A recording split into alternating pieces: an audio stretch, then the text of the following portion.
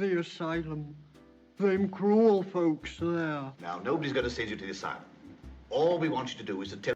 In the search for the perfect cast, Alfred Hitchcock and David O. Selznick began a lengthy selection process for Rebecca. Joan Fontaine, relatively new to Hollywood, was selected after testing among over 20 other actresses. Her innocence and vulnerability won over both Hitchcock and Selznick. Laurence Olivier had already been picked by Selznick due to his reputation and talent, but he initially hesitated in accepting the part because of concerns about working in America and leaving his wife, Vivien Leigh. Eventually, Olivier agreed to portray the enigmatic Maxim de Winter. George Sanders, known for playing sophisticated villains, joined the cast as Jack Favell, while Judith Anderson, an accomplished Australian stage actress, took on the challenging role of Mistress Danvers, the sinister housekeeper obsessed with the late Rebecca. Numerous renowned British actors were also considered before the final choices were made. The chemistry between Fontaine and Olivier proved crucial during rehearsals. Their initial encounters appeared stiff and distant, reflective of their characters' relationship in the story. However, as they became more comfortable with one another, a palpable tension developed, enhancing the film's emotional depth. A memorable moment occurred when Fontaine accidentally knocked over a glass during her first scene with Olivier. Instead of restarting, Hitchcock decided to keep it in, believing it added authenticity. This minor incident foreshadowed the spontaneous and unpredictable elements essential for building the suspenseful atmosphere in the movie. Throughout production, numerous adjustments happened, including alterations to dialogue, scenes, and character relationships. Yet, through careful collaboration, perseverance, and dedication, the ideal cast came together, transforming Daphne du Maurier's novel onto the silver screen. And yours, Crawley. But in my official capacity, I have no alternative but to pursue his accusation. Alfred Hitchcock, known for his suspenseful direction, brought Daphne du Maurier's novel Rebecca to life in 1940. He aimed to create tension and mystery through visual storytelling, rather than relying on dialogue. This approach was influenced by German Expressionism, which emphasized mood and atmosphere over realism. Hitchcock used high angles and low-key lighting to evoke feelings of vulnerability and unease. The U-shaped staircase in the film became a symbol of entrapment and uncertainty, reflecting the protagonist's emotional state. He also employed point-of-view shots to immerse viewers into the character's perspective, heightening anxiety and anticipation. Collaboration played a crucial role in realizing Hitchcock's vision. With set designer Vincent Corda, he crafted an imposing estate, Manderley, filled with dark corners and hidden secrets. Cinematographer George Barnes helped capture the eerie ambience through chiaroscuro effects. The casting process too was meticulous. Joan Fontaine, playing the unnamed second Mistress de Winter, embodied innocence and fragility under Hitchcock's guidance. Laurence Olivier portrayed Maxim de Winter as charming yet tormented, while Judith Anderson's performance as the sinister housekeeper Mistress Danvers sent shivers down spines. Despite clashing personalities during production, producer David O. Selznick ensured the project stayed afloat. His insistence on maintaining fidelity to the source material sometimes conflicted with Hitchcock's desire for cinematic liberties, but ultimately contributed to the film's success. Music completed the mise-en-scène. Franz Waxman's score underscored the psychological drama, reaching its climax when the haunting melody Rebecca echoed throughout Manderley just before its destruction. Thus, Hitchcock's directorial choices transformed Rebecca into a timeless piece of cinema, leaving audiences spellbound even today. De Winter was most particular about sauces. Let's have whatever you think that Mrs. De Winter would have ordered. Thank you. Rebecca is a classic movie from 1940 that you may have seen or heard about. There are many fascinating facts about this film that you might find interesting. For instance, did you know that Rebecca was the only film to win all 5 of the major Academy Awards? Or that the famous line "Last night, I dreamt I went to Manderley again" was voted the most memorable movie quote by the American Film Institute? This movie has also had a significant impact on people's lives, including mine. I remember watching Rebecca for the first time, and being completely captivated by the story, the characters, and the stunning visuals. It was a movie that made me appreciate the power of cinema, and inspired me to learn more about filmmaking. Perhaps you have your own cherished memory or personal experience related to Rebecca. We would love to hear your stories and memories in the comments below. Now, let me share some lesser-known facts about this movie that I think you'll find intriguing. Did you know that the character of Mistress Danvers, the creepy housekeeper, was based on a real person, or that Alfred Hitchcock, the director, used tricks to make the actress who played Rebecca, Joan Fontaine, feel uncomfortable and insecure during filming. These are just a few of the many funny, shocking, and sad facts about Rebecca. So, keep watching this video to learn more about this classic movie. Known writer who used to dart down the back way whenever he saw me coming. I suppose he was in love with me and wasn't quite sure of himself. In the early 1940s, the movie Rebecca took audiences by storm with its gripping storyline and stunning visuals. The set design was a critical aspect of the film's success, masterfully crafted under the guidance of art director Lyle R. Wheeler. He created an atmosphere of Gothic mystery and suspense, particularly through his work on Manderley, the menacing estate at the heart of the story. The interiors of Manderley were filmed at various studios, including those of Selznick International Pictures and Goldwyn Studios. However, capturing the exterior shots proved more challenging. To achieve the desired effect, they constructed a vast-scale model of the mansion, which measured around 65 feet wide and 30 feet tall. This miniature Manderley became the backdrop for many crucial scenes, seamlessly blending reality and illusion. As for location shooting, real English landscapes inspired several settings in the movie. For instance, Durham Park near Bath, England, served as inspiration for Manderley's grounds. Meanwhile, Denham Film Studios in Buckinghamshire provided facilities for interior sets and outdoor sequences. However, creating these immersive environments came with significant hurdles. One major challenge involves synchronizing the live-action footage with the intricate miniature setups. They had to carefully plan camera angles, lighting, and movement to maintain consistency between both worlds. Additionally, integrating special effects like rain and wind added layers of complexity to the process. Another notable innovation used during the making of this classic was the pioneering application of color motion picture technology. Although Technicolor had been around since the late 1920s, it wasn't until the 1940s that it started gaining widespread popularity. Rebecca, being one of the earliest films to employ this technique extensively, benefited greatly from its vibrant hues and enhanced depth perception. Despite the technical difficulties, the crew managed to produce a visually striking film, setting new standards for cinematic art direction and paving the way for future productions. This tennis lessons my foot. I suppose I have to hand it to you for a fast word. The movie Rebecca, released in 1940, is a classic film that has stood the test of time. Directed by Alfred Hitchcock, it is an adaptation of Daphne du Maurier's novel of the same name. The film tells the story of a young woman who marries a wealthy widower and moves into his estate, only to be haunted by the memory of his first wife, Rebecca. The movie is a psychological thriller that keeps viewers on the edge of their seats. The tension and suspense build throughout the film as the young wife tries to uncover the truth about Rebecca's death. The plot is full of twists and turns, and the ending is both surprising and satisfying. The cast of Rebecca is outstanding. Laurence Olivier plays the role of the wealthy widower, Maxim de Winter, with the perfect amount of charm and mystery. Joan Fontaine is excellent as the young wife, who is struggling to find her place in her new home and marriage. Judith Anderson gives a chilling performance as the creepy housekeeper, Mistress Danvers, who is obsessed with Rebecca. The film's cinematography is also noteworthy. The use of shadows and light creates an eerie and unsettling atmosphere, adding to the suspense of the story. The estate, Manderley, is a character in itself, with its grand halls and dark secrets. Rebecca was a critical and commercial success when it was released. It won 2 Academy Awards, including Best Picture, and was nominated for several others. The film's legacy has only grown in the years since its release, and it is now considered a classic of the psychological thriller genre. In conclusion, Rebecca is a must-see film for any fan of classic cinema. Its gripping story, excellent cast, and stunning cinematography make it a true masterpiece. Whether you're a fan of Hitchcock's work or just looking for a good thriller, this movie is sure to deliver. I suppose he just can't get over his wife's death. They say he simply adored her. In the 1940 movie Rebecca, the score and soundtrack play a crucial role in setting the emotional tone.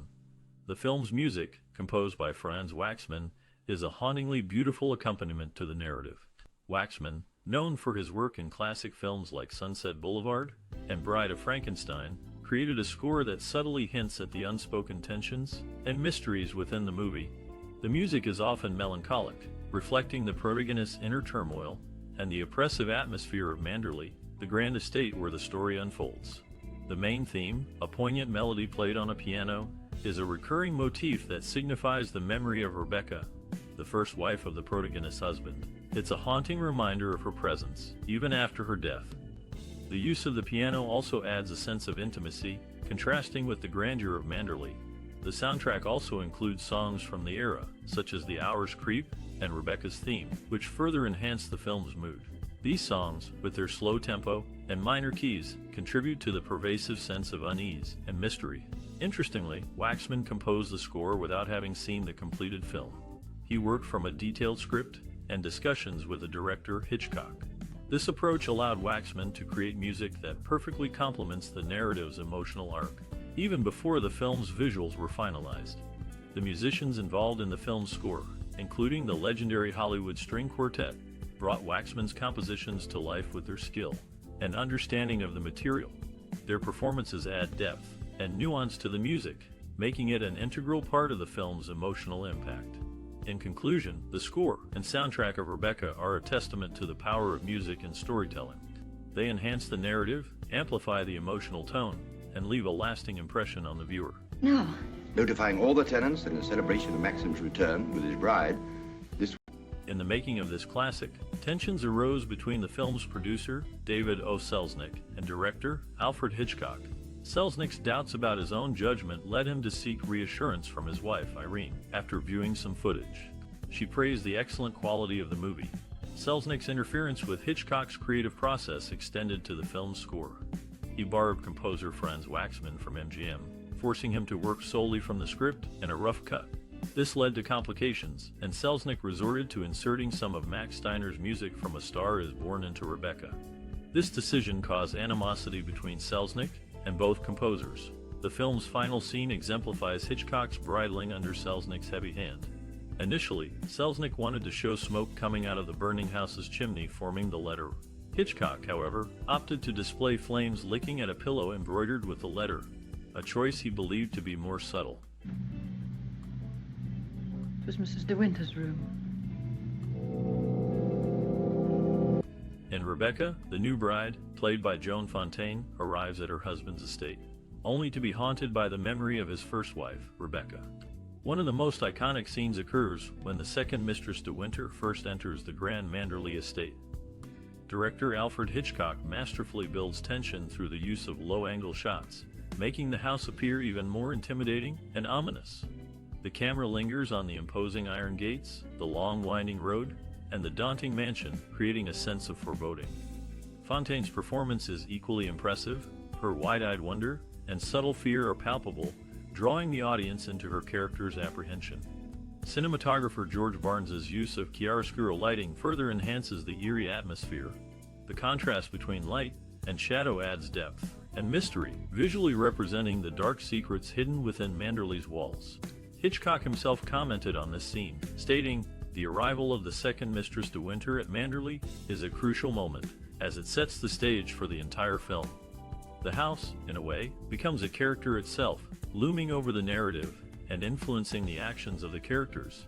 Another iconic scene is the eerie boat ride that takes place after a ball at Manderley. The second Mistress De Winter, feeling out of place and overwhelmed, decides to take a boat out to the beach. She discovers Rebecca's boat, which triggers a series of haunting memories and revelations. The boat ride is shot using a combination of point of view and tracking shots, immersing the audience in the character's isolation and vulnerability. The crashing waves and the wind create a sense of turmoil, reflecting the turmoil in the second Mistress De Winter's mind. Fontaine's performance during this scene is noteworthy. Her character's fear and confusion are expertly portrayed, drawing the audience further into the story. The actress later commented, "That scene was a pivotal moment for my character.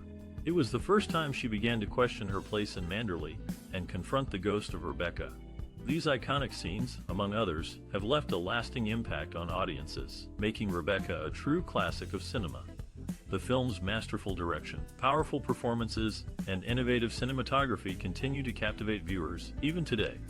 Mrs. Danvers, I intend to say nothing to Mr. De Winter about Mr. Favell's visit. Directed by Alfred Hitchcock, Rebecca stars Leo G. Carroll in a total of 6 films including Suspicion, Spellbound, The Parodying Case, Strangers on a Train, and North by Northwest. Before turning to directing, Hitchcock gained experience in movie production as an art director, which came in handy when creating miniature sets for his productions. However, convincing producers like David O. Selznick proved challenging since they worried about low-budget effects appearing cheap. Hitchcock's innovative approach involved cutting in camera during the making of Rebecca, meaning that he meticulously pre-planned every scene rather than providing multiple takes for post-production editing. By doing so, he minimized wasteful footage while maintaining artistic control over the final product. Despite frequent disagreements with Selznick regarding these methods, Hitchcock remained steadfast in implementing them, resulting in what we now know as one of cinema's most captivating classics. They will have lunch with me. Oh, but I couldn't possibly. Why not? Oh, well, please don't be polite. It's very... Rebecca, Hitchcock's first American film, made a significant cultural and social impact.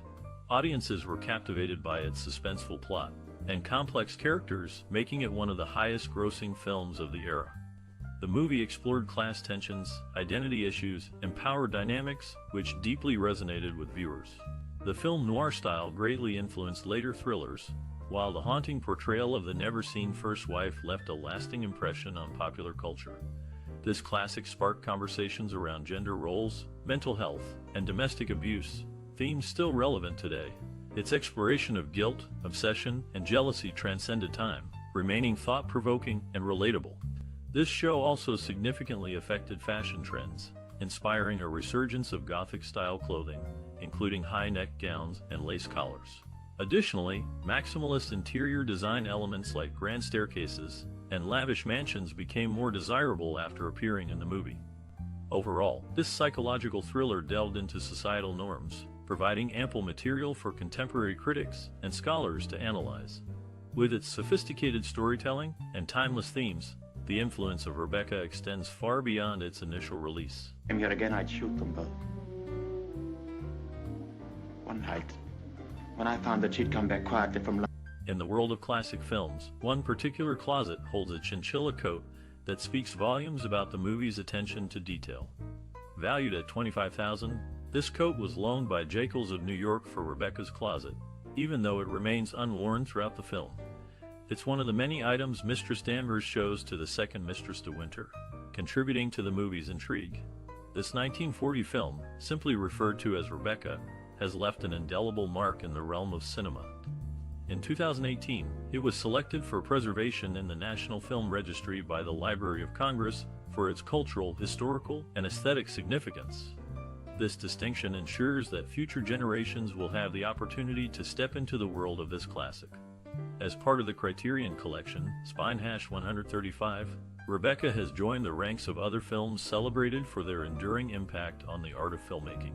The Criterion Collection is known for its commitment to presenting cinema's finest examples, and Rebecca's inclusion is a testament to its enduring appeal and captivating storytelling.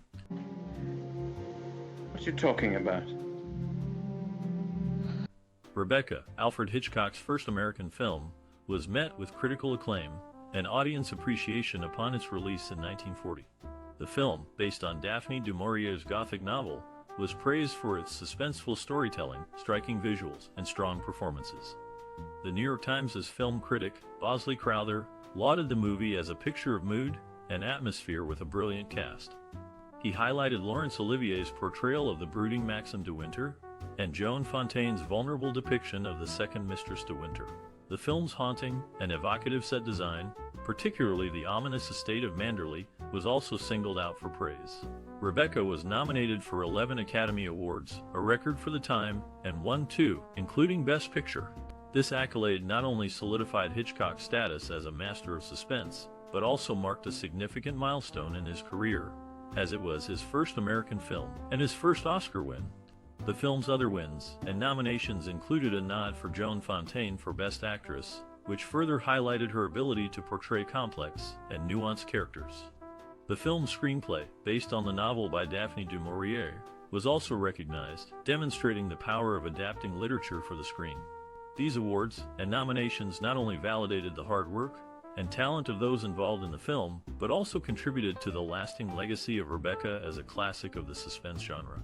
The film's ability to resonate with audiences and critics alike, even today, is a testament to its enduring appeal and the skill of the filmmakers. She'll go into the bedroom. Go over to the dressing table. In the 1940 film Rebecca, you might be surprised to learn that the esteemed actress Gladys Cooper played a significant role, appearing in 2 more films that have since been deemed culturally significant by the Library of Congress. Cooper's portrayal of Laurence Olivier's sister in Rebecca and his wife in That Hamilton Woman further solidified her status as a remarkable talent. Interestingly, Rebecca features Dame Judith Anderson's only Oscar-nominated performance, highlighting the film's impressive cast and enduring legacy. The movie remains a classic example of captivating storytelling, leaving a lasting impact on the world of cinema. Moreover, Cooper's versatility is evident in her ability to portray such distinct roles alongside Olivier in 2 consecutive films. Her contributions to Rebecca and That Hamilton Woman have left an indelible mark on film history, resonating with audiences even today. Them O's. What O's? You know, planking. What are you In the making of Rebecca, Alfred Hitchcock's first American film, tensions were high due to the director's demanding nature. He reportedly made star Laurence Olivier so nervous that he would vomit before each scene. Olivier's co-star, Joan Fontaine, was also subject to Hitchcock's pranks and psychological games. Fontaine, who played the second Mistress de Winter, was led to believe she had won the role of Rebecca, only to find out that she would be playing a different character altogether. This confusion was orchestrated by Hitchcock himself, adding to the young actress's anxiety. The film's set was not without its challenges either. The iconic Manderley estate was built on a specially constructed lot, but due to budget constraints, the grand house was only fully realized on one side. The other side of the mansion was left unfinished, with only a few exterior walls and windows. Despite these challenges, Rebecca went on to become a critical and commercial success. The film won 2 Academy Awards, including Best Picture, and solidified Hitchcock's status as a master of suspense. The movie's haunting score and atmospheric visuals continue to captivate audiences, making it a true classic of the golden age of Hollywood. Boat builders' evidence suggested certain possible theories concerning Rebecca's death. One of them, of course, is suicide. Now, I have a little note here. In the 1940s, actress Gladys Cooper started her journey in Hollywood at the age of 52, making her debut in the film Rebecca. Another notable figure in this classic is Florence Bates, who appeared in 5 movies nominated for the Best Picture Oscar, including Rebecca, where she played Mistress Van Hopper. Out of these 5 nominations, only Rebecca took home the award. When it came to filming certain scenes, the production crew got creative. For instance, they chose to shoot some second-unit shots of the initial encounter between Maxim de Winter and his second wife along the California coastline in Carmel. This location served as a stand-in for the French Riviera, seamlessly transporting viewers to the desired setting. Tell him all about it. I don't know what you mean. I merely said I hope to give up selling cars and retire into the country. Actually, he offered withhold. Rebecca has left an indelible mark on film history. Alfred Hitchcock's first American film, it won the Academy Award for Best Picture in 1941. The movie's innovative use of voice-over narration and its exploration of themes like identity, obsession, and gaslighting have significantly influenced future filmmaking. The psychological thriller genre owes much to this classic. Its portrayal of a haunting past that overshadows the present has been replicated in numerous films. For instance, Gaslight and the others share similar themes. Rebecca also impacted Hitchcock's own career. His signature style, characterized by suspenseful storytelling and deep psychological insights, can be traced back to this film. Later works like Vertigo and Psycho echo the same thematic elements. In the literary world, Daphne du Maurier's novel Rebecca has inspired numerous adaptations. From a 1943 BBC radio play to a 1979 British television series, the story continues to captivate audiences. A new adaptation, set to release on Netflix in 2020, further attests to the enduring appeal of this story. This film's influence extends beyond cinema and literature. It has inspired various stage adaptations, including a successful Broadway play in 1945. The 26 knee-high theater production, which combined elements of farce and noir, received critical acclaim in London and New York. In essence, Rebecca has woven a complex tapestry of influence across different mediums and generations, leaving a lasting legacy in the world of storytelling. Rebecca Hildreth, you know. She was drowned, poor dear, while she was sailing near Mandalay. He never talks. In the opening sequence of this classic, a half-size model of Manderley was constructed on a separate soundstage, creating a moonlit approach to the ruined estate. The novel's author, Daphne du Maurier, also penned My Cousin Rachel, which became a 1952 film featuring Joan Fontaine's sister, Olivia de Havilland. Alfred Hitchcock, the director of this movie, shares a notable distinction with 9 other directors, having multiple films nominated for Best Picture in the same year. In 1941, both Rebecca and Foreign Correspondent received nominations at the 13th Academy Awards, with Rebecca ultimately winning the award. I opened up the sea cocks and the water began to come in fast. I climbed over into the dinghy and pulled away. Did Rebecca leave a lasting impression on you? This classic film, based on Daphne du Maurier's novel, has touched the hearts of many with its gripping storyline and unforgettable characters. Perhaps you were captivated by the hauntingly beautiful estate, Manderley, or mesmerized by the enigmatic Rebecca, the first wife of Maxim de Winter. Maybe you found yourself drawn to the complex relationship between the unnamed second Mistress de Winter and her new husband. The movie's impact extends beyond the screen, influencing perspectives on cinema and leaving a mark on personal memories. Some viewers might recall the thrill of watching Rebecca for the first time, while others may cherish the discussions and debates it sparked among friends and family. As you reminisce about this Hitchcock masterpiece, we'd love to hear your stories. How did Rebecca affect you personally? Did it inspire you to explore more of Hitchcock's work or delve into the world of Gothic romance? Feel free to share your experiences, memories, and thoughts in the comments below. Let's engage in a vibrant conversation about this timeless classic. Don't forget to like, share, and subscribe for more cinematic explorations. We can't wait to step into the world of Rebecca with you. There's a dangerous undertone. There's a man drowned here last year.